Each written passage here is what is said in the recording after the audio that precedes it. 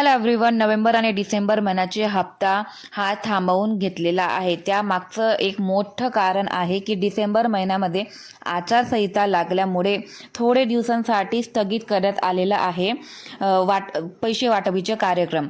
तर त्या बाबतीचा GR आपण पाहून घेऊया की राज्यातील महिलांच्या आर्थिक स्वातंत्र्यासाठी आणि त्यांचे आरोग्य आणि पोषण सुधारणा करण्यासाठी आणि कुटुंबातील त्यांची निर्णायक भूमिका मजबूत करण्यासाठी महाराष्ट्र राज्यात मुख्यमंत्री माझी लाडकी बहीण योजनेची प्रभावी अंमलबजावणी करण्यात आली होती। तर या GRनुसार सांगितलेलं आहे की मुख्यमंत्री माझी लाडकी बहीण तशीच पुढे पण चालू राहावी आणि त्यामध्ये कित्येक असे महिला आहेत की जे अपात्र आहेत, त्यांना या योजनेतून बाहेर काढण्यासाठी एक प्रक्रिया त्यांनी काढली आहे, जिचे नाव आहे ई-KYC।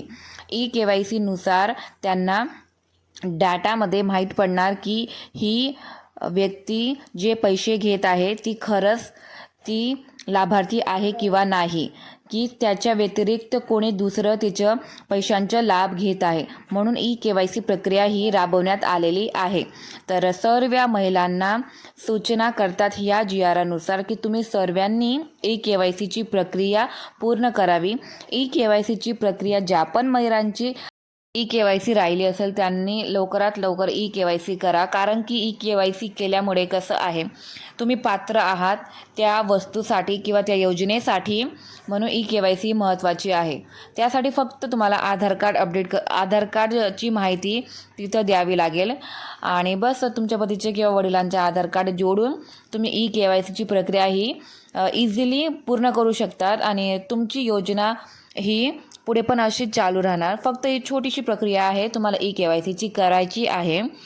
नंतर ई-KYCची ज्या महिलांनी ई-KYC नसेल केलेली तर त्यांना सरळ अपात्र करण्यात येणार आहे, कारण की त्यांनी आधार डॉक्युमेंट व्हेरिफिकेशन केलेलं नाही, म्हणून त्यांची पुढे लाडकी बहीण योजनेपासून जे पण लाभ मिळत असेल त्यांना ते थांबवले जाणार आहे।